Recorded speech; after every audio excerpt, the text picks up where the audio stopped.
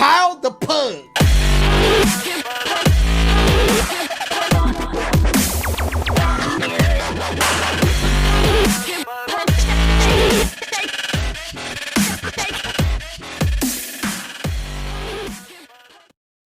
Welcome, ladies and gentlemen, to the Kyle the Pug Podcast, episode number 18. We are recording on July 13th, 2020, and I just want to give a special birthday shout-out to my favorite Dodgers player, Cody Bellinger, because today is his birthday.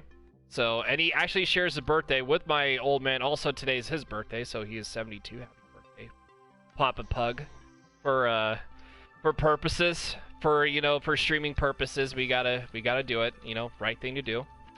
So hopefully he's enjoying his day so far. And if you guys don't know who I am, of course, Kyle the Pug, the one and only Pug. And if you guys didn't know that by now, if you're tuning in for the first time, then then you're in for a real treat. You're excited, then that's good. But if not, then I don't know. Then you can probably go watch another stream, because, yeah, this is about to get hectic over here really, really fast. Well, not really fast, but it always does that, but no matter what we do. And speaking of I know Matt, he's late, but he'll be on the show here eventually for the, mostly mid to ending, it's work and it's kids. I mean, completely understand that. He's got some kids to take care of. But I am joined by my usual suspects here today, so how's everybody doing? Guys, Kyle's got me locked in the basement right now. He's eating at I'm locked in the fridge. He never lets me out. She's in the fridge right now, like all the way in the back. And the ass monkey's got the key. Yeah. He only gives me a microphone. That's all he gave me. Yeah, I have no other food, so no. Well, you're in the freezer, so your name is Ice, so you'll live in the freezer just fine. Yeah. Just make it sound like you're sitting there with a stick, like, talk, Daniel, talk. She's using like the tin cans where the micro's like. And everything. She's using one of those like phone-ish microphones where it's like, where you connect the two cans together, and it's just like, she's like, hey, I need to get out of this freezer. I don't know where I'm at. Send help ASAP. All I know is it's dark in here. It's dark, and I don't know where I'm going. I'm kidding. So what's going on? Right. What's going on? How are you guys doing? What's been going on in your guys' video game world? Not much. Just I've got all the survivors on Dead by Daylight with the crowns. Now I'm working on the killers. Ooh, you actually got the survivor. You got the survivor killers done. Nice. That's awesome. Well, I got the survivors. I'm working on the killers now. Yeah, so I bet you. What's the killer's objective for the crowns? Like, if you are telling this to somebody for the. You have to find the crown pillar, and you'll see the crown just sitting there, and you have to interact with it. And for the killer, though, all you have to do is just have to finish the round. You don't have, as long as you don't like rage quit or something, you get it.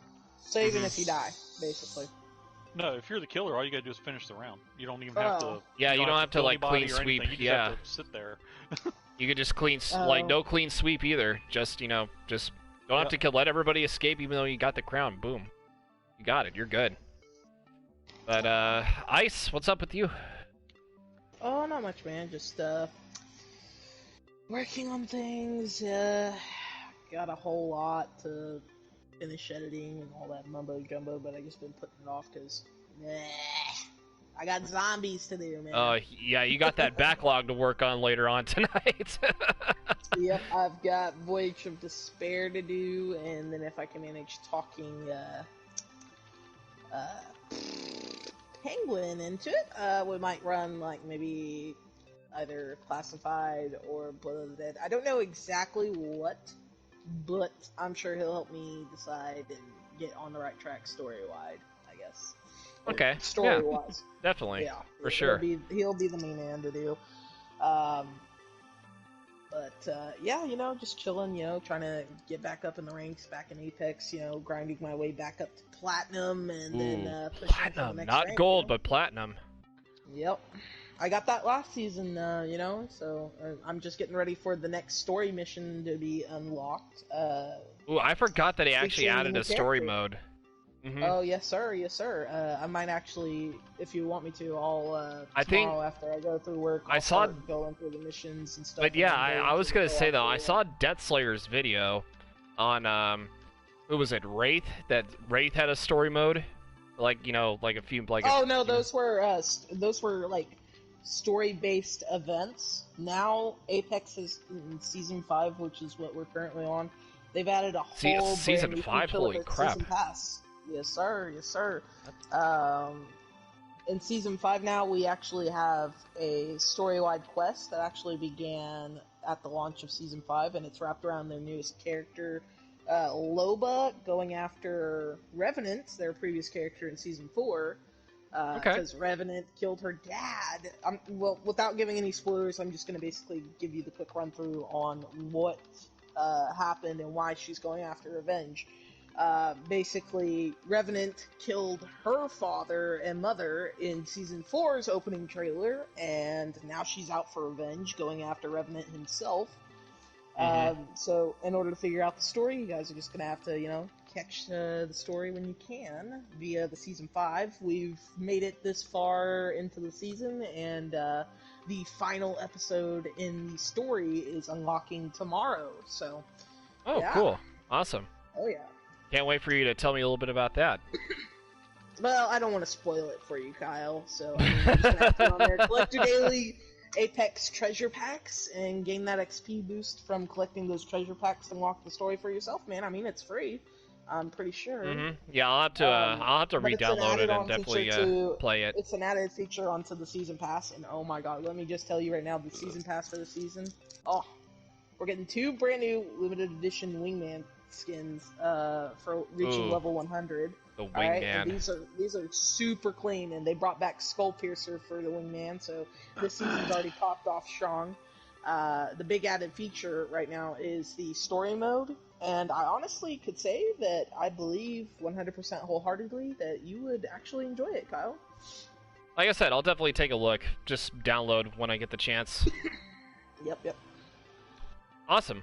But what I've been up to, well, I was mentioning about Animal Crossing. Like I said, I did play a little bit, not too much. I was just checking on villagers, see how they were doing. Damn addict, we need an intervention. Well, actually, my most hours on my Switch played is Pokemon Shield, and that's like Animal Crossing hours is like nothing compared to my Pokemon Shield ones. But yeah, that's just a lot of like raids and ranked battles and all that.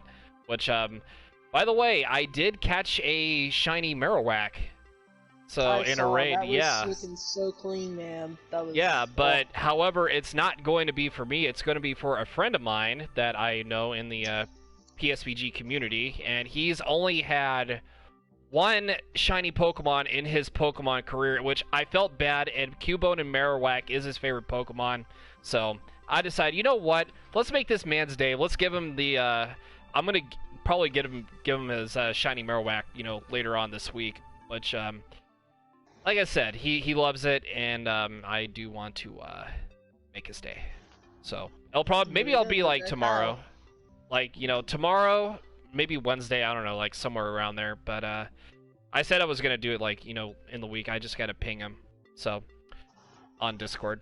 But yeah, other than that, not really too much as with me. And like I said, like little off topic. Today was my old man's birthday. He's 72. I talked to him on the phone just for like a little bit, like I wouldn't say for actually, I take that back. It wasn't a little bit. It was like an hour. It was like an hour talking, just talk, shot the shit, whatever, and shit, it goes everywhere.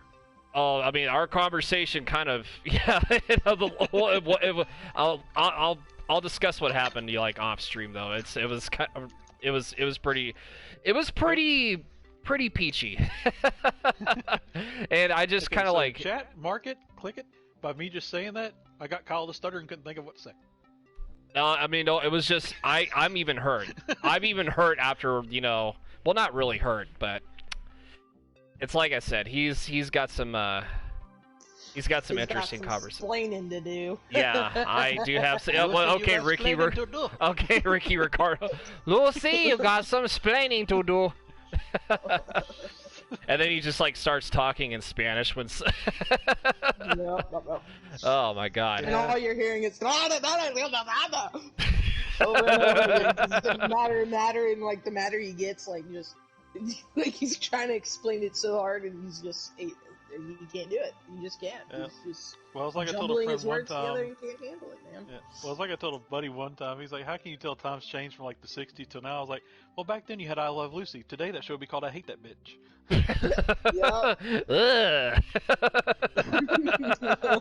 My mom absolutely loves that show. She has like pretty much all the seasons for that show. Yeah.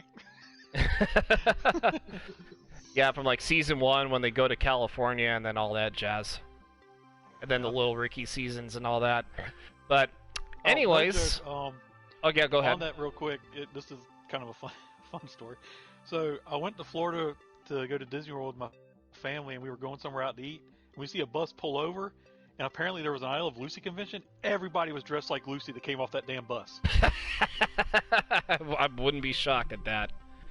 And then, apparently they had to use the bathroom really bad, and the bathroom was on the other side of the street, and they ran out in front of us. So my brother slammed on brakes, and he actually said, "What the hell, Lucy?" Lucy! Somebody should have been dressed as Ricky Ricardo. It was so damn funny.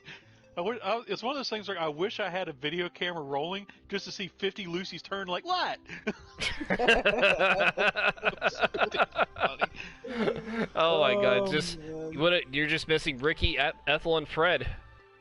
That's all you were missing. I've never seen that many people dressed as Lucy, and I swear some of them were guys. Some dudes were actually dressed. That's crazy. But on that note, let's get into some news and what's been going on in the video game world. Well, actually, there's some things that are going on, which I will get to touch up on here. So, first thing I wanted to touch up, because Matt doesn't like this category, but, it's whatever. I wanted to get it out of the way, so that way we can touch up on the next few subjects, like the meat of the stuff coming up here. So, Overwatch. Ice, this is going to be right up your alley. So the Overwatch Cities and Countries collection update is going to be dropping tomorrow. So it's a new hero skin challenge, and if you guys didn't realize by now, Sigma's new skin, which is called Maestro. I don't know if you've seen it, Ice, but that skin on Sigma actually looks fucking awesome. Because he looks like a band conductor. I don't know if you've seen it, but... No, not yet. I've kind of stayed away from all update news. If I'm gonna stay within, Overwatch kind of thing. Like, I want to actually be surprised. I want to be.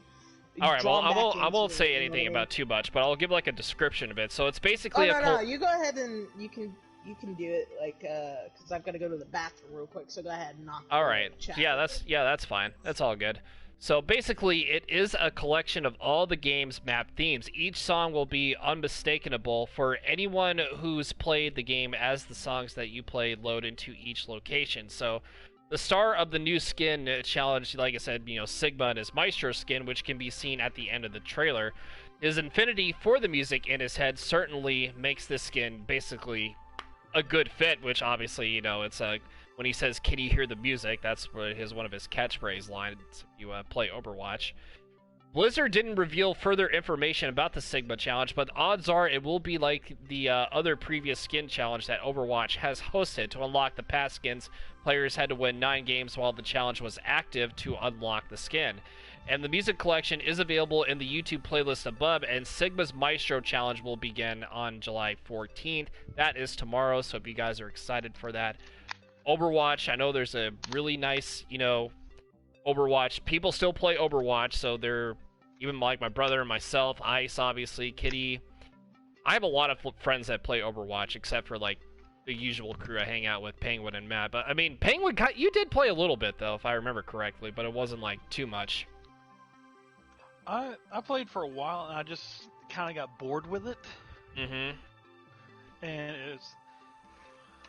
And I hadn't played it in so long, it's like, I think you were telling me, now they got a story mode. I was like, yeah, but I haven't played it so long. I don't really feel like re-downloading it just to play a story mode and then get done with it again, so. Mm-hmm.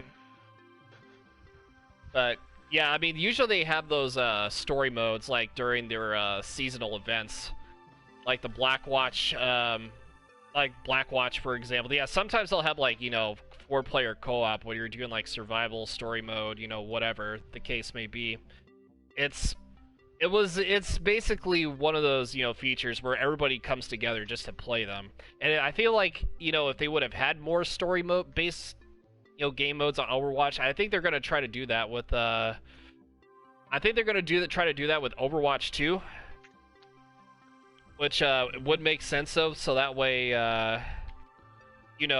if they have more, let's just say more co-op missions, which they're trying to do, then like I said, Overwatch 2 is supposed to be have a mix of that, multiplayer of the same modes, and then like whatever the. I mean, I wouldn't want a battle royale in Overwatch, and if that ever happens, I'd probably just quit the game for good. But just like single player and multiplayer, that's all I need. But yeah, like I said, Overwatch needs more single player. That's just me. Alright, I am back. That's just me though. But yeah, Sigma's Maestro Challenge is tomorrow, guys. Bookmark it. I might stream it Wednesday. For those who are watching this on Twitch, I might stream it Wednesday because I might be a little bit behind on it. But like I said, that's okay. I'm going to be helping Ice with her backlog tonight and tomorrow. And also Penguin has a couple he's off until Friday too, so it'll definitely work out in the end. Mm-hmm. Which definitely is very beneficial. We're gonna get her cursing out Voyage of Despair so bad. Oh. Y'all already making me like just sit there and make my brain hurt right now. Like, why? you gotta understand. I don't know where any of the perks are. I'm just sitting here. I'm still running through the map right now and just like making sure I actually at least know somewhat of where the shield spawns are. Like I said, I've stayed away from guides for.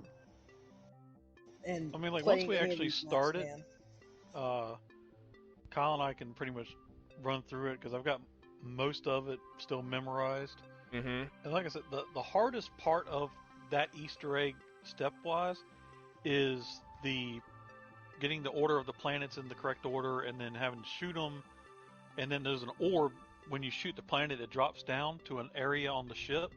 You have to get there in a certain time limit, and you have to get to the orb and shoot it, knife it, or whatever, while a ton of zombies are spawning in to attack it at the same time. Okay, so I'm just gonna go ahead and assume that you're like talking like a planetarium kind of thing, like little, what do you call it? Like, what do you call those things? I know what they are. Like, it's no, the little models of the solar system. Like, what do you call those? Like, is it one of those ones that? Well, yeah, but like the one that I don't know if it actually has a name specifically for it, but I'm assuming that it's like one of the ones that are like consistently rotating on a metal axis. Well, what it is it's down in the cargo hold, and when it's time for that means any English to me. No, I'm just talking. But it's down there, so when it's time for it, you'll hold square on it, and then it'll flash. Like each planet will light up by itself in a certain order from start to finish, and you have to get them in that exact order. You have to start a new round and do it again. Okay. All right, so let's get off zombies for just like a couple of seconds because I actually do want to discuss something interesting. Like the next topic is actually pretty interesting too. So Nintendo, they're in the news again. Well, kind of, sort of, but this was actually kind of an interesting read that I saw. So, Nintendo will reportedly release a $250 to $300 LEGO NES console next month. That is true. So, if you're a LEGO collector, like I'll admit I was kind of a big LEGO collector way back when. This is kind of the... No, actually, Legos were dope. Don't hate on Legos. So, basically, if you guys have seen... Legos were dope. Yeah, Star Wars Legos, any sort of Legos, even... the upcoming Mario Legos, which I don't know if you guys seen this like on the on Twitter or Discord or whatever, but this basically is a Lego model. Like it's a Nintendo Entertainment System console basically made out of Legos. That's all it is, and it's gonna go online for like like I mentioned, $250, $300, somewhere around there. Which actually, if you've seen the website, it actually looks super cool. Like, correct me if I'm wrong. So if this thing's made out of Legos, then it's just Legos. Like, it doesn't actually play anything or. It's just like a model. Yes, that's all it is. Okay. Which. You're Why would you pay $300 for a model? $300. I mean, it's Nintendo. They gotta make the money. If you actually seen it on I'll actually link it to you guys in the direct message, so that way you can actually take a look here. So I'll do it here in the group chat, so you guys can take a look. But I liked it personally. I don't know about you guys, but here's what it I'll put it in the DMs for you guys, so you can actually take a look at it. Which there is more. So basically, it is said that the owners will be able to open the NES front cover and insert the Lego game cartridge. So, which is kind of interesting. The game cartridge is made out of Legos, and the TV that features a crank, which can make Mario move from one side of the screen to the other. So there is more. That's why there obviously is $250 to $300, because they added those attachments to it. Which is very, very interesting. But I don't know if you guys were Lego collectors. Ice obviously is not. I didn't collect, but I did get them and build some stuff with them. Oh yeah, I used to build a lot of things with Legos Wars, too. What was some other ones? I got a couple that were Jurassic Park to build like the Jeep and stuff. I forgot Jurassic Park had Legos too. But yeah. Would you pay $200? Anything that came out in the early '90s, late mid '90s, they had. If it came out, a Lego was made for it. Yeah. Would you guys pay like $250 to $300 just to have like a really cool, model, just to have those features work? If it was the Death Star, yes. If it was the Death Star, I mean, if I had this much money, like to actually take a look at, $250, $300 just to pay for like, a Nintendo Entertainment System made out of Legos, I'm gonna be that guy and say this. I probably would. I would probably like put it like as a collector's edition, like put it somewhere, just like build it and like put all the pieces together. And I remember like when I was a kid, building Legos literally took like hours and hours, because you had like a little instruction booklet, and then you gotta figure out what piece goes to where. And I feel like, I know, even though it's not that big of a model, it'll probably take some time to build. Or if it actually comes, but if you don't have to build, maybe it comes to like in what? Yeah, because I'm looking at it right now, so it's obviously 18 plus, and there's a total of 2,646 pieces, from what I'm reading, which is, it makes sense. Obviously, it makes sense. Yep. But like I said, it's pretty like cool little piece. Or something. Yeah, to me, it'd have to be like one of those. If I got it, it would be one of those that I probably wouldn't actually take out of the box and put together. Because I don't know, like paying that much for it and then risking losing a piece or something like that. No. Yeah, you gotta have like all the pieces together. You gotta put them all in like one place, because otherwise you'd probably be like kind of screwed if you don't have them all. Yeah. That's like I've got one that's sitting on my shelf now that's for the original Ghostbusters Ecto-1 that is still in the box I haven't touched. Yeah, definitely. Awesome. Yeah, just use it for like collector's edition and all that. Yep. But next topic, we're going to move on here, because we're going to kind of rapid fire this a little bit to what's coming up here later on late. The PlayStation 5 was announced on Amazon, because Amazon now has a page for the PlayStation 5, but there's no price tag yet. So everybody is anticipating the price of the PS5. When's it going to drop? Everybody's like in their expectations up. They said that it was going to be today, and they still don't have anything. I mean, they do have something. Like, they actually have a page for it. Actually, Matt was the one that, sent the message in. Thank you, Matt, for actually letting us know about this, which is It can be useful. Damn. Damn. But there's, like I said, there is a page on here. I'll actually link it in the Twitch chat, so that way if everybody wants to, it's on Amazon. So that's where that's at. But there's no price tag.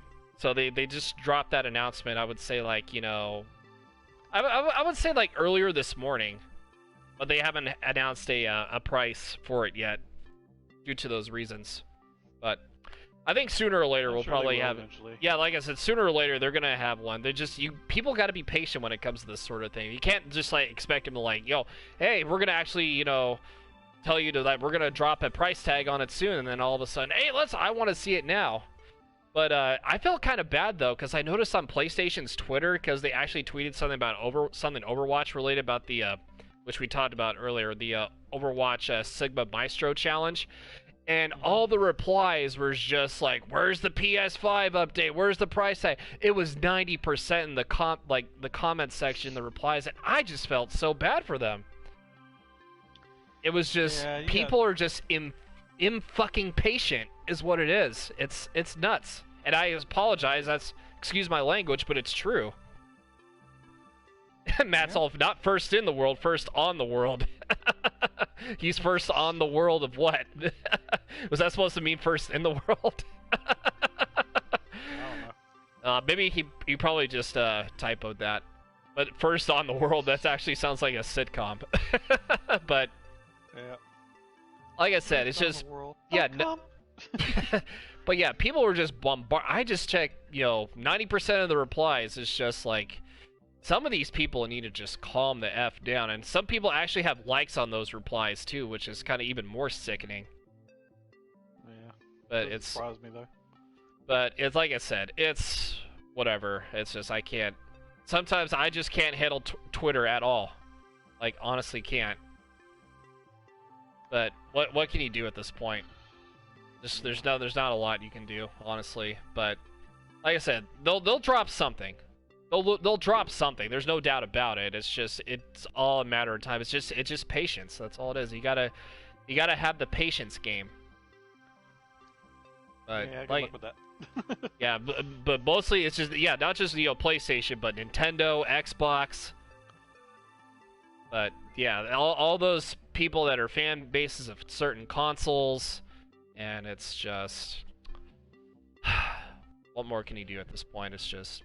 You can't deal with stupid, but stupid can't fix itself at times. Stupid. But yeah, I've been on the end of trying to deal with stupid people before in the past. It's not fun. It's like arguing with a brick wall, basically. But yeah, the brick wall's smarter. That is true. Good point. But going on to some sports here. Yeah, sports. You think we're just talking about video games and stuff? No, we talk about sports too. So, according to Twitter on Barstool Sports, I actually looked at this, or this was actually kind of funny. I wanted to bring this up. So, they actually did a poll on what the most popular team in each state is, and I just feel like this. some of the graphing on this is just sometimes so inaccurate. Which I don't know why this is the case, but at the same time, it's just like you look at this list, it's just like what? It's like the Steve Harvey face, which I actually want to get to that here because oh my god, that's the Steve Harvey thing on Celebrity Family Feud. I don't know if you guys have like watched what happened with that, but that was like pretty damn funny. But I want to get to this here real quick. So. I'm looking at the most popular team in each state, like California. Like, obviously, everybody is expecting, like, oh, Lakers, Dodgers, whatever the case may be.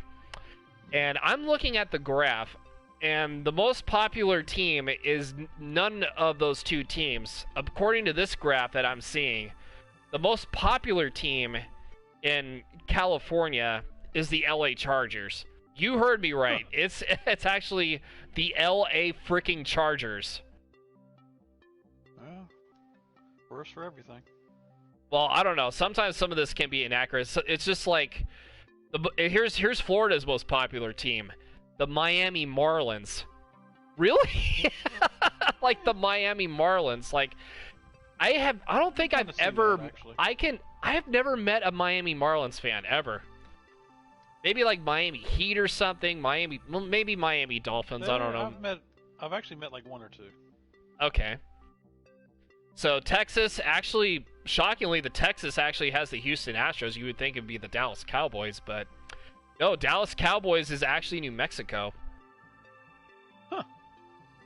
Yeah, I'll have to link this tweet to you guys. This is like so dumb and stupid. But actually, there's actually a couple of states that actually do get it right though. But Minnesota, obviously, the Minnesota Vikings are the popular team over there.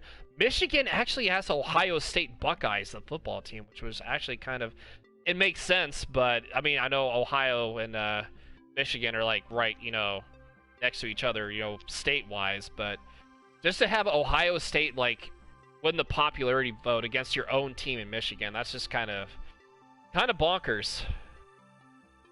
It's just kind of bonkers for me. I don't know why, but Missouri, St. Louis Blues, Chicago had the White Sox, and Indiana had Notre Dame, which was, kind of, interesting. Well, it doesn't really shock me at there whatsoever. And get ready for Alaska and Hawaii. Alaska's most popular team is the Boston Celtics. I'm not kidding. That's what it said on this graph. Likes Boston, okay. and Hawaii's popular team is the Lakers. So, what does that tell you? It means that it tells you that the graphic just doesn't make any sense. I just feel like this is fake news. It's fake news. Pennsylvania for the Pittsburgh Steelers. Okay, let me see. Let me see this. So Pennsylvania. Actually, yeah, you are right. You actually did check that. It was the Pittsburgh Steelers. You would think it be because then again, Pittsburgh's more of a football town than it is, anyways. If you really think about it. But I don't know. That's just me. So New York actually has the Buffalo Bills as their most popular team. You would think it'd be like the Yankees or something. Nope. Buffalo Bills for days. Football team. New York Giants. Oh yeah, definitely. But I don't know. It's just maybe there's just a lot of more Bills fans over there. But that's I'm sorry, but that graph sounds more like it's I asked one person and that made a graph. Yeah, but Matt was saying in the chat that Dodgers, Raiders, 49ers, and Giants are more popular here. But I don't know. This was from Barstool Sports, and whoever made that graph is just like little cuckoo crazy. Nope, the name says it, Barstool. They were drunk as shit. And that's all to the person that did this poll. Or were they with the woman that had no clue? Wait, what? I mean, I don't know. I don't know who did the poll. Like, it could have been anybody. They just posted one. It doesn't matter if it's male or female. I mean, like I said, it just posted this, it was based on the data from sports, housing, and recreational tourism statistics. Sorry, I had something in my throat. I couldn't speak there for a second. But, yeah, a couple of other... But I was gonna say a couple other like that teams. Movie with Harrison Ford, where it's like she was telling her coworker was saying, I read somewhere, this percentage of women are forced to give up their jobs in the first year of marriage. She's like, you read that in our magazine? We made that shit up. Actually, well, here's the interesting fact here. Actually, not the fact, but like an interesting statistic I'm looking at. Seattle, Washington, their popular team, based on these statistics. It's the Seattle Supersonics, and they don't exist. Not anymore, because they've got the most popular team. Everybody still loves, the Supersonics up there. They want their basketball back up in Seattle. Yeah, that tells me there got to be like a really outdated poll or something.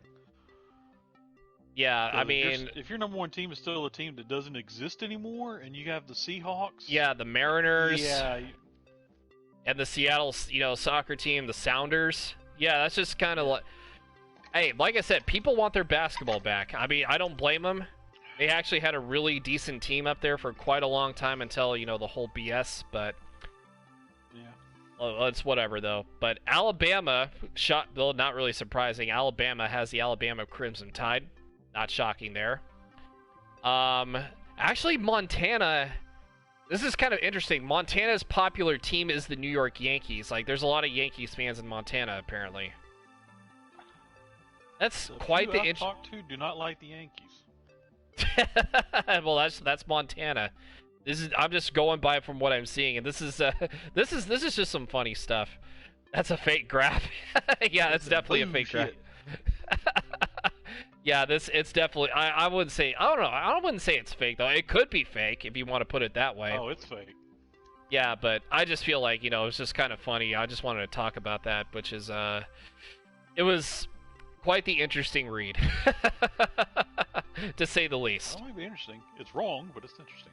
Yeah, it's I don't know, just something about that just seems way off though.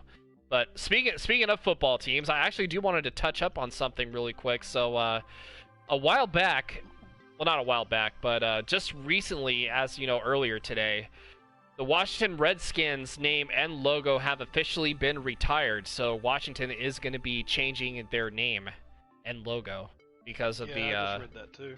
They haven't announced what it's going to be yet, but. Yeah, so they're trying to figure out what team name they're going to be as of this moment, but as of right now, like due to political correctness. Due to political correctness, they have to retire their logo and their team name, which it's kind of confusing at times because the Atlanta Braves aren't going to change their name, but the Redskins are. It's not so much like the Braves.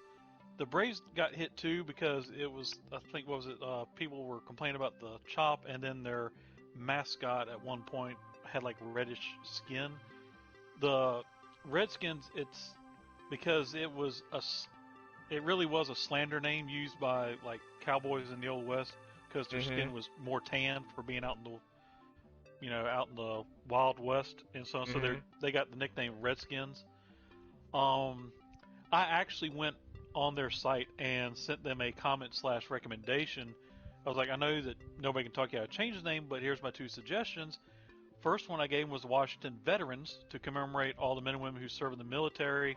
The logo could be the different logos of the different branches of the military on the helmet, and so on. The other was the Washington Wind Talkers, which would pay homage to the Navajo code talkers that gave us the codes in World War II to help us win the war so nobody could break our code. And that would also keep on with the tradition of being a part of the Native American community. Oh, yeah. Definitely, for sure. So that was my 2 suggestions. Yeah. And Death was just saying that we face against Washington in the season opener, too, for the NFL. That's going to be interesting on your end. So that's basically going to be quite the conundrum. So...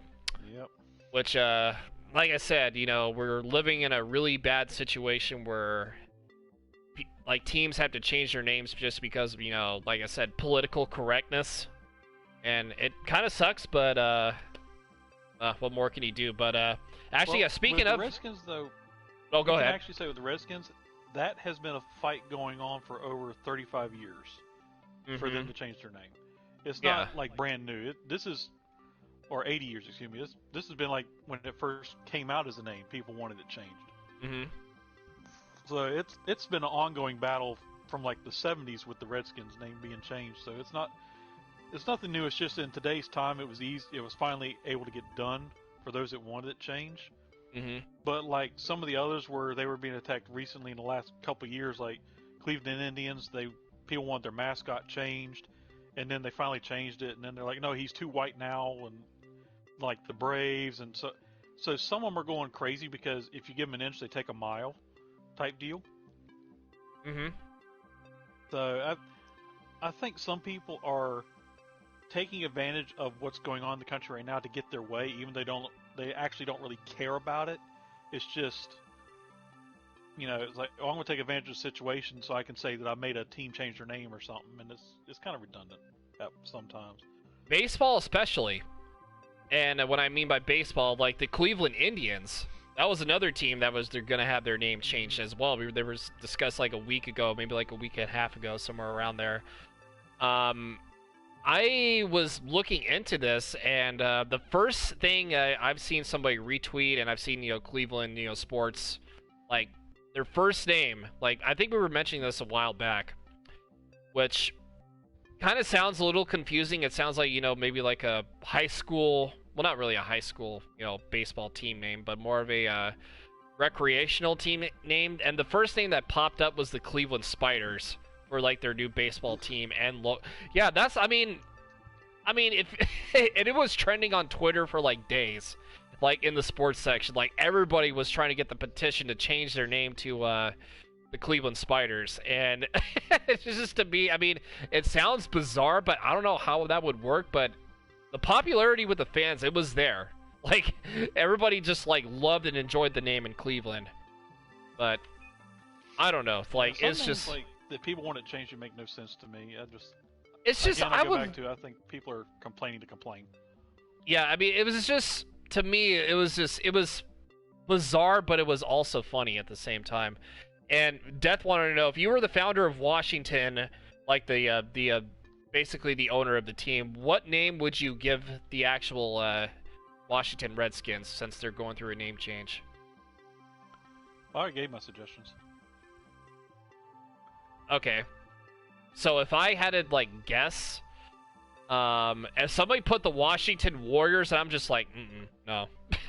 No, we're not doing that. That's the basketball team? Yeah, well, no, that's the Golden State Warriors. That's the basketball team in California. But if I had to give them a name, so let me see. It has to, okay, so I would say, oh boy, I would say, this is tough. What's popular in like the DC Washington? Okay, so I mean, well, no, I mean, like, you know, like, it's gonna be like something. It's gonna be like, you know, political stuff, because they have the Nationals over there. They have, you know, the Wizards. Democrats. Oh, the Cleveland Rocks. Oh, oh God, just to make Marcus even mad. Matt's all called the Indian the Cleveland Rocks. Okay, Drew Carey, calm down. But I don't know. I don't know. Gladiators is just kind of like, you know, too straightforward. But I wouldn't say. Let's say it would have to be like an animal name. Not like bugs, like spiders or penguins, because that's already a hockey team. Because penguins is already snakes. Let's see. The Washington no, not the Jaguars. The Jaguars obviously in Jacksonville. Yeah, because like, nope, we're not doing that. I got a perfect one. Washington Gerbils. The Washington Gerbils. The Washington Hamsters. Is that what we're going with here? Every time you see them on the field, there's little jelly beans. Oh, look at them. They're so cute. But I would honestly name them... See, there's so much... I would say like the Washington Wigs. Now, it sounds like not the wigs like the thing on your head, but like, you know, the political term wigs. I don't know. It just sounds really good off the tongue for whatever reason. I don't know why. Wasn't that an actual party, the Wigs and the Quakers or something like that? Yeah, that's where I was going with that. Like the wig, Washington Wigs, like WHIGS. Like it was a political party, but I don't know. That could work. That's just a, you know, unpopular take, but that could actually work. I don't know why. The Washington Ass Monkeys. Oh God, yeah, calm down, Ice. Oh man, but I don't know. I don't know. If you want to agree with me, chat, that's perfectly fine. But if you have like other names, you know, just let me know. Let me know in the chat. But I don't know. That's just like the first thing that came to my mind. But I'm not the political person, but I know there's a lot of politics that happen in Washington D.C. So I'm just like, yeah, you know, that was like first thing that popped in my head. Sounds good off the tongue, or does it sound good off the top of your head? I mean, how about a little mixture of both? Like, just a little tiny, teensy mixture of both. I don't know. We'll go with either or.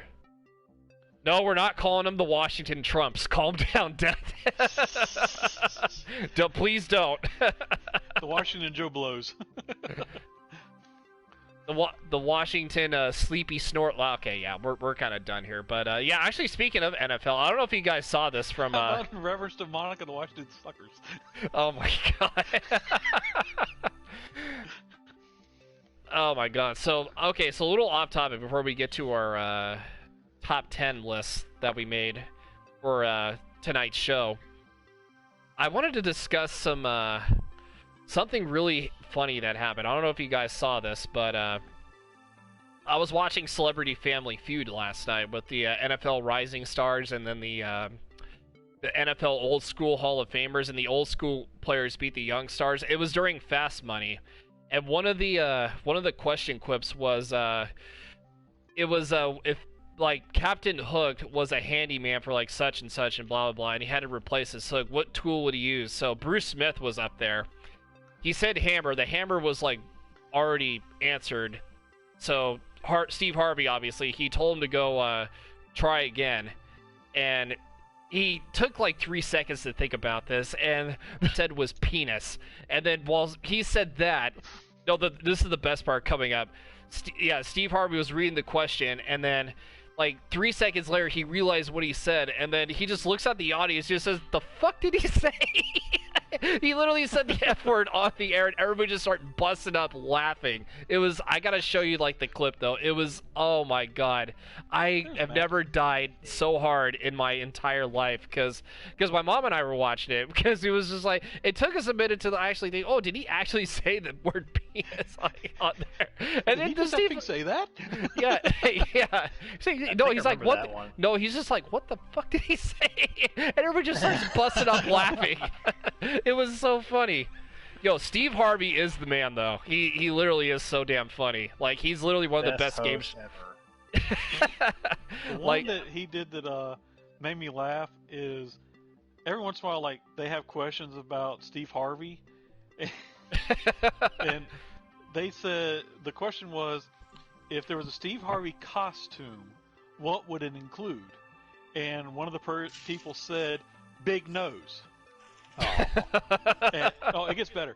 He looked right at the judges. He said, if that is up there, I'm yanking that board down, and I'm tearing and he said, you think I'm joking? He went up and actually had his hands on the board. He said, go ahead and flip it. I dare you. Let's see if it's up there. And then they buzzed. They're like, it's not up there. He said, yeah, damn right it ain't up there. Do you remember one that really stands out to me is that, you know how in Fast Money he usually tells them, so when you hear this sound, that's when you know you've already heard it. You'll have to try again. And he says, so okay, you're 25 seconds on the clock. Now, if you have the same answer, and you'll hear this sound. And all of a sudden, he keeps going, and it's like he stops for a second, looks at them, going, "What the? Like, where's the damn sound bite? You make me look like a damn fool up here." So for like the next 5 minutes, he's going on a diatribe about how stupid the sound guy is for not being queued up there. It's just so awesome, and man. Then, there was another one that he did where it asked a sex question, and he said, what happened to when the old white guy in the 80s was doing this crap, and now all the comedians Steve Harvey's doing, we can put sex questions in there. What the hell?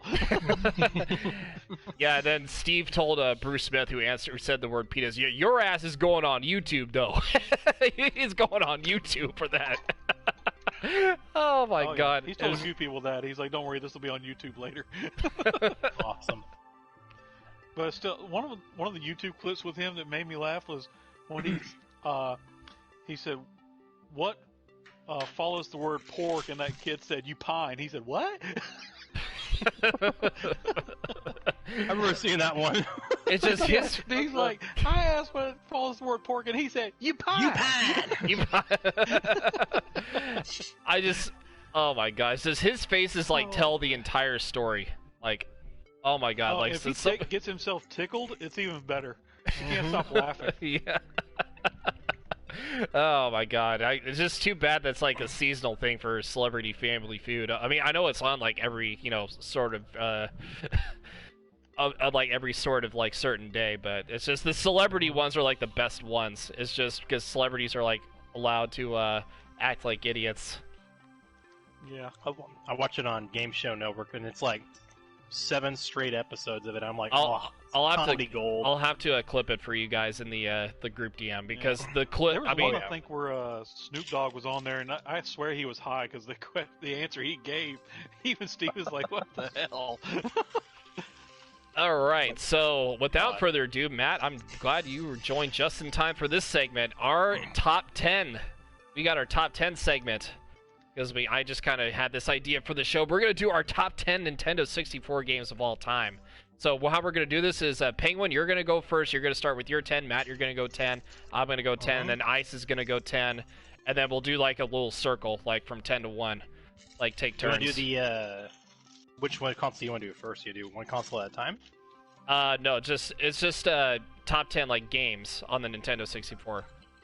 Oh, okay, 64. You want to do the PS3 or no? No, because by the time, like I said, it's going to take like a little bit when we go around the horn here, so it's going to be... Save it for the next one. Yeah, save it for the next one. I only have 4, because I was an avid PS3 player, not so much a 64, so Alright, be quick. Alright, Penguin, I think it'll just be you, me, and I guess Ice if she's still here.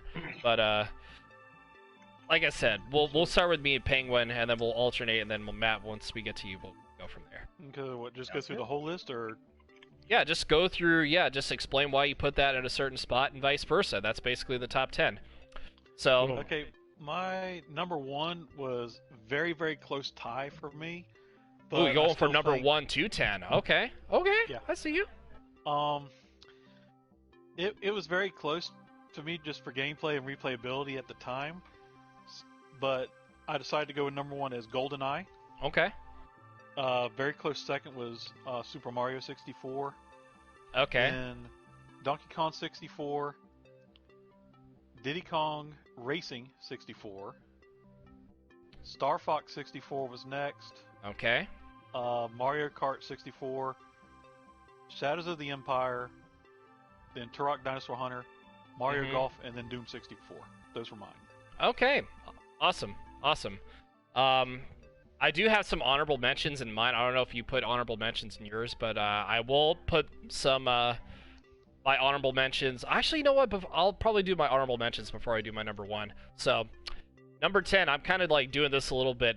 I kind of have a backwards thing for this. So, number 10, I have GoldenEye 007. I didn't play too much of this, but I had fun with the multiplayer aspect of it because it was basically multi-ass player. Yep, exactly. But it was basically Call of Duty before Call of Duty existed, and it was before online existed, and everybody had, despite the bad, glitchy graphics and all that, the multiplayer was just so epic, and everybody wanted to everybody that had sleepovers oh, let's bring a couple controllers. We can play some GoldenEye, do a 4-player, free-for-all or team battle, whatever the case may be. And like I said, it was just, I had a lot of fun with that game. I didn't own it, but I played enough at a buddy's place just to say yeah, this is super fun. That's why I put that number 10 on my list. So, number 9, Mario Party 2. Like I said, same reason. I mean, I owned the game. I loved it. And I put Mario Party 2 over number 1 for a couple of reasons. Were just absolutely amazing. The board maps were pretty cool. Not saying that Mario Party 1 wasn't, cool. I mean, obviously it had the OG, maps with certain characters and all that. But I put Mario Party 2 specifically just because there were no rotating controllers. If you guys played Mario Party 1 or 2, or not 2, but Mario Party 1 especially, there were games that you had to rotate the control stick as fast as you can, like the Tug of War game, for example. I don't know if you guys played the Mario Party 1 of Tug of War. You had to rotate the control stick just to beat your enemy, and that gave the controversy behind that one, because it gave players so many blisters on their fingers from just rotating the controller super fast, and that's why everybody was. Yeah, I mean, it was fun. I loved it. It was like the OG thing. That's why I put 2 over that, because it didn't have that. Mario Party 2 was like the perfection, at least for me, like the sequel for it. But I don't know. I just had that problem. To avoid the blisters, I had to use a little piece of cloth Kleenex, kind of like a little paper towel piece, and then just rotate. Make it easier so that way I wouldn't get any blisters. Because I remember doing it without it. I used to get 3-4 blisters on my fingers every so often. It was not fun.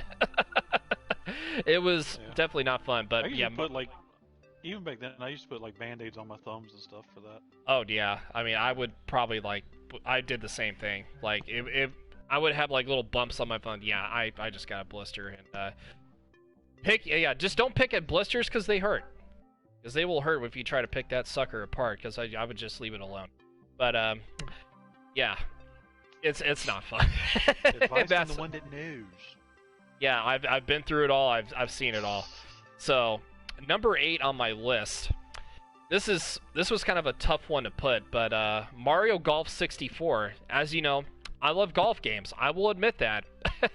Call me crazy. I love golf games, but Mario Golf, put that together. Put some characters in there. Mario, Yoshi, Luigi, Bowser, DK.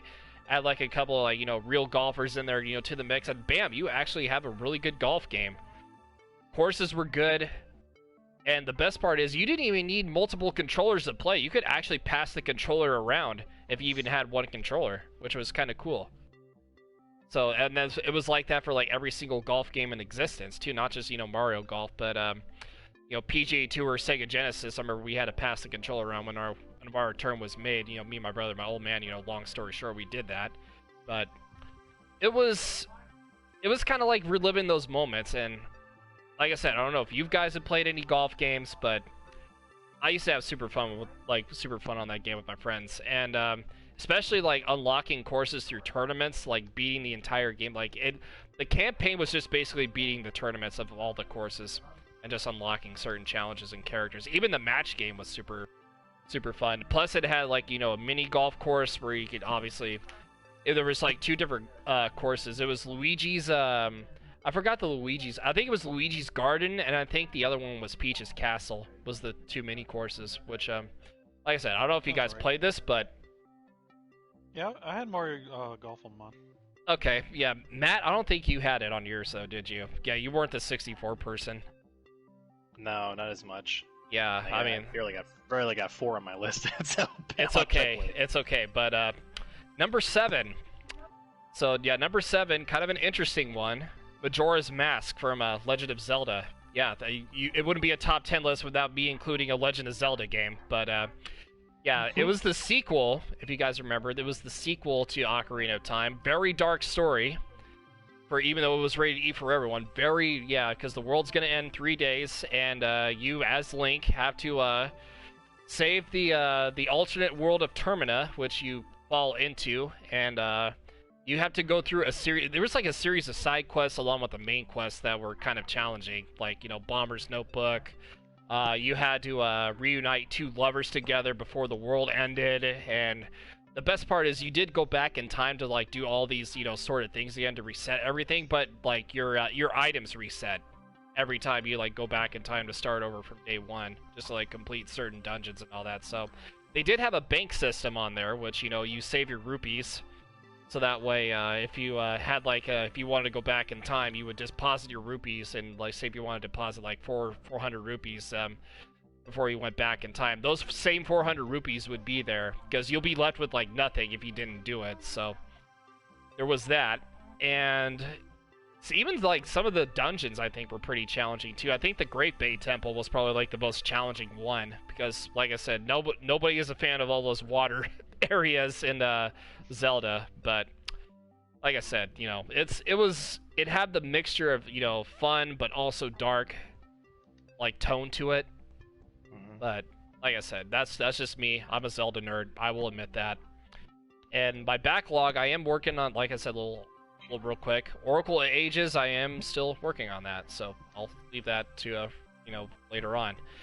Number 6, Pokemon Stadium 2 and Pokemon Stadium 1. I am kind of cheating a little bit on this, but I love both of those games equally, so it was hard for me to pick which one. I think maybe 2 might be up there a little bit, because there was more to do, because Johto, I'm more of a Johto person than I am a Kanto person, but like I said, that's kind of the biased out in me, and Matt knows why. But, but there was more to do, though, Johto Gym Challenge, Kanto Gym Challenge, and there was, a lot more objectives you could do, and plus the mini-games on there were pretty fun. But, I mean, obviously, and of course you had the Game Boy Tower where you can play your Pokemon games on there, Red, Blue, and then obviously, Gold, Silver, Crystal. Even the special Pikachu edition one, which was the yellow version. I mean, when you had to play those, you had to have those little transfer pack that you connect to your, the Game Boy cartridge into your Nintendo 64 controller. I don't know if you guys remember that, though. Matt, maybe you might. Maybe. Yeah, because had to do that though way back when, in order to get your Pokemon transferred onto the console from your Game Boy, you had to connect the transfer pack to it. So, and then they would register in there.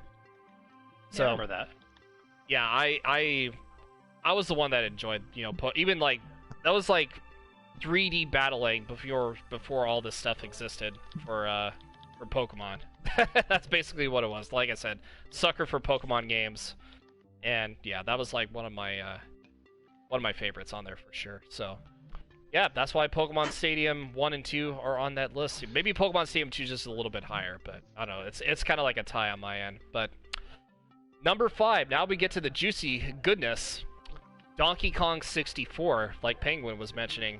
So that game, if you guys didn't know, I love Donkey Kong in general. Like the games, like I didn't play Donkey Kong Country is supposed to be coming out for the Nintendo Switch app online, but we discussed about that last episode. But that's completely different topic to talk about for like another day. I'll definitely give out my thoughts on that. I think it is coming out this week though too, so be on the lookout for that. So anyways, back to Donkey Kong 64. The 3D for that, just the quests, 100%ing everything. Oh my goodness, it was so worth it. Just Donkey Kong, Diddy Kong, Tiny Kong, Lanky Kong, and Chunky Kong. They all had to fight. You had to rescue them first in order to unlock them. And to have them fight, collect all 200 golden bananas. 201 actually, if you collected all the fairies, the banana fairies on the island and all the levels and all that. And then where you had to fight King K. Rool and then stop him from blasting your island to smithereens. It was just basically a Donkey Kong adventure, which was just an absolute gem. And that's why it's in my top 5 spot, because I know there's like, a lot of glitches out there, but at least to me, it holds a special place, because I used to do a lot of grinding on that, and sometimes, hey, I would replay through the games just to, start over, like, if erase new file, just go back through and beat everything. That was just one of those games that was just like that. But, like I said, it holds a special place in my heart, and then Penguin had that list up there just for that reason, and, yeah, if you wanted to 100% a game, that was the game to do it. It's actually a lot easier because I had a Nintendo Power magazine, which I actually figured out what to do and where to get all the golden bananas and all that for certain levels, and that's how that was like my first ever 100% completed on any game was Donkey Kong 64. That's why it holds a little bit of a special place in my heart. So, nice. Matt, I'll let you do your number 4 now, since we finally caught up to you. So I'll let you have at you for a little bit. So you want me to go to 4 and then kind of roundtable the 4? Yeah. Okay. Number 4, I take that back with the whole this game. I didn't play it. I actually did play it a few times with some friends of mine. Honestly, it's only at number 4 because of the fact that I never got a chance back in the day when it first came out. I didn't have a chance. We didn't have the money to purchase this game, but I was able to play with my friends. James, the Goldeneye James Bond game.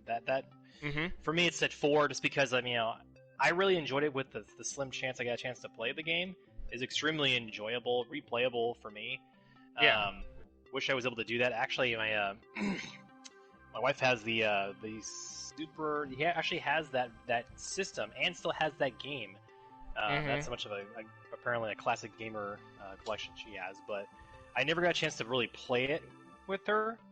But it's still a good game regardless. I really do like that, and that's kind of like my summarized version is why I like that game for number 4.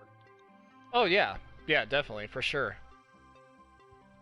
But do you want me to start with number 3? Kick that off, or here? Let me do my number 4 here. I don't know where Ice is at, honestly. She just kind of disappeared, but I don't know. But that's I think just she's still here, just like in the wings somewhere. Yeah, I mean, waiting for her call.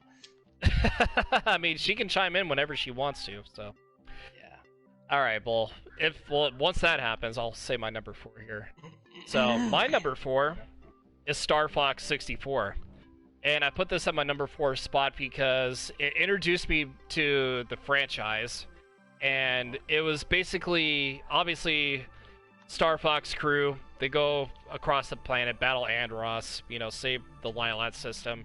And it was a fighter pilot game. That's what kind of got me started on pilot games, just like shoot 'em, like air combat sort of thing, which easy controls, the levels, depending on how, like, there were certain paths you could take to actually beat the game, which was little fun fact here. Like, there was a good ending and there was a bad ending, which I'll explain that here in a little bit, which kind of made the game so unique, which kind of, I don't know, I would say introduced that aspect to having the bad ending and good ending, but I'll give like some details, like provide some step-by-step details on how you actually get certain endings. So basically, if you take like the easy path, if you don't do like certain objectives, like say if you like take like the blue path, the easy path, you would beat the boss, but it would get a bad ending, because the boss you actually beat, spoiler alert if you guys haven't played, I don't know if you guys haven't played it by now, but yeah, the boss you would beat on the easy path, like the final boss, would just be like, a robot version of Andross. Like, it wasn't actually him. Like, that's why you hear him laughing at the end of the credits where it says the end. He's just like, you would hear him laughing, and that's how you know you kind of got the bad ending, because he knows that you messed up, and then all of a sudden the Lilat system's gonna take over. And if you took like the hard route, like the red path, well, not really the red path, but if you took like the Area 6 area towards where you have to fight against Starwolf right at the end before you fought Andross, that would be like the actual ending you would have to go to, because obviously from the first phase you have to shoot his eyes, well, not shoot his eyes, you have to shoot two of his hands, then you gotta go for the face. And there was an easy way around the first phase, just to stun him before like he does any touch, just spam shoot him in the eyes with like lasers, and then he's gonna like have like an itch in his eyes, and you can just like fire away. But the second part was kind of like the more tedious one. It was just, he had his eyes in a brain, and he had to destroy the eyes, and then he had to go through the back of the brain just to shoot his brain like a certain number of times, and then you get like a 10 plus hit point counter just every time you destroy like that part of the boss. Like, you get plus 10 every time you like beat a boss in the game, so it's kind of given no matter what. But then there's a third phase where basically Fox McCloud, obviously the main character, we got obviously Star Fox, Fox McCloud, main character. He sees a vision of his father, and Penguin might have an idea where this is going. I think like I said, he's played this before. You have to follow your dad's ghost in order to get out of there. Like, follow the exact same path that he takes. And that's how you like beat the actual real version of Andross. So that would be like the good ending. So the hard path, it just depends on how how much, like, what path you take is what ending you will get, which is kind of introduced the aspect for bad endings versus good endings, which was pretty cool in my opinion. Which leaves me to Matt Mann's number 3. So you're up. Sorry. Just ate dinner, so I'm like clogged throat now. That's okay. For me, Super Mario 64 for me was one of my top 3. I played it quite a bit with a friend of mine. It's right around the category where I didn't have the game, but I actually played a lot with them. So I played a lot more than James Bond Goldeneye. But it was just really fun to me. There are certain levels that are a little trigger-inducing, but it's the challenge that really made it fun for me. Oh yeah, definitely. Replayability is, you'll probably hear me say this quite a bit in my top 3. Replayability is my top 3. Those are part of my critiques. And Super Mario same here. 64, I mean, that just... I could literally play it all day long and just do separate side challenges and everything, just for fun. If it was still the thing to this day, like if they brought that back on, they might have it there. I just probably don't even know it, but I'm pretty sure they have it on the Switch. Oh, not yet. It's rumored. Yeah, but we're not getting our hopes up yet. Yeah, if that comes into the, I thought for sure it's going to be money. It'll be moneymaker for sure. If it's there, I'm going to probably grab it and play it on the Switch quite a bit. Not as much as we were playing Pokemon Sword and Shield, but still play it just for the nostalgia purposes of it. But yeah, very replayable and very enjoyable. But yeah, Super Mario 64 is my 3.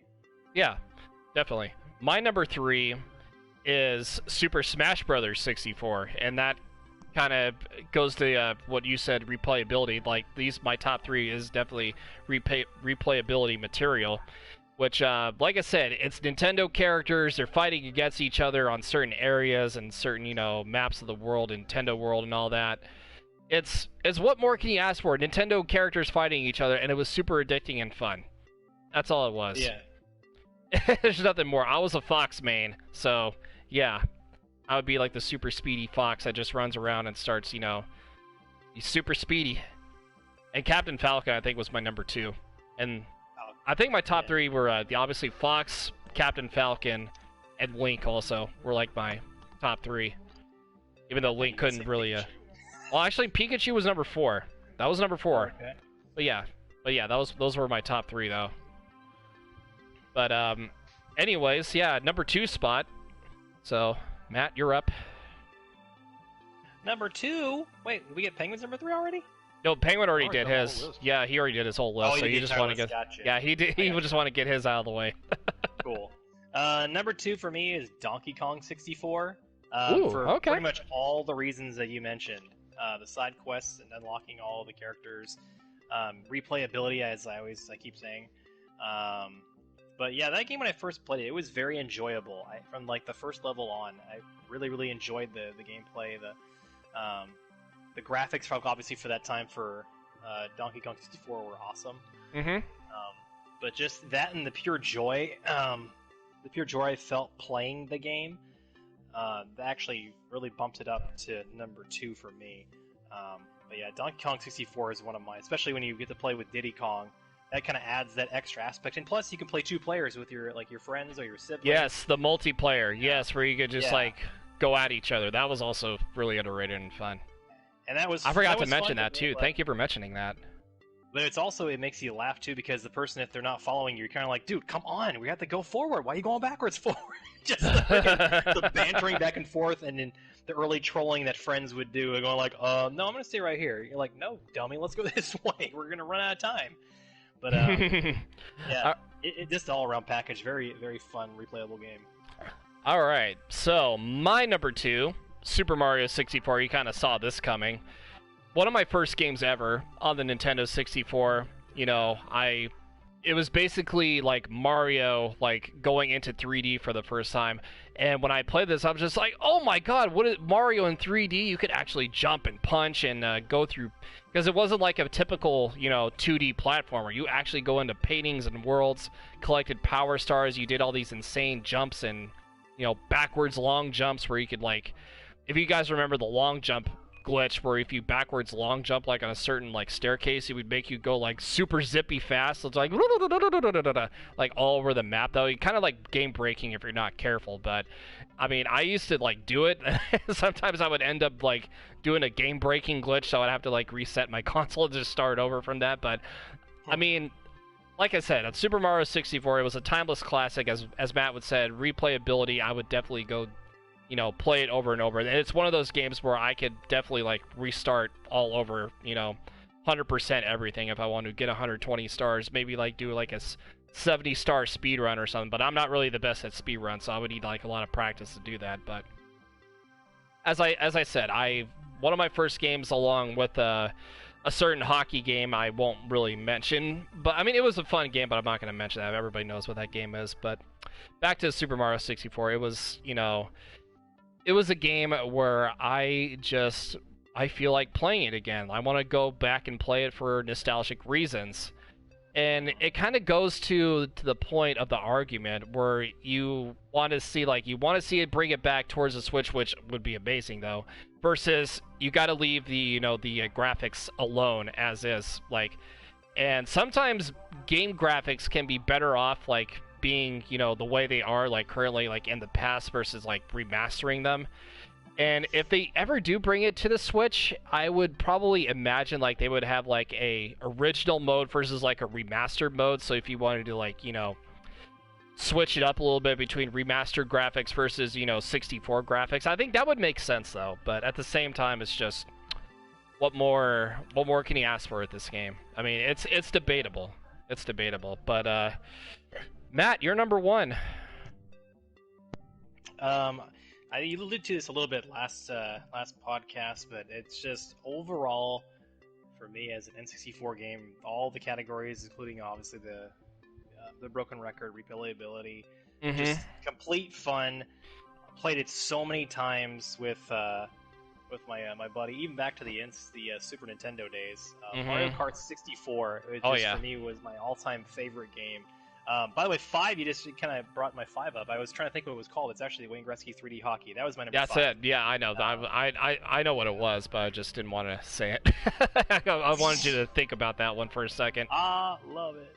But 64 was, again, it's like that same thing where you're playing with your friends. It's always like a good time. If you're into trolling your friends, that was the most hilarious game to troll, where somebody would come to the finish line. They think they're bragging like, beat your ass, and all of a sudden, banana peel, you're done. And you beat them.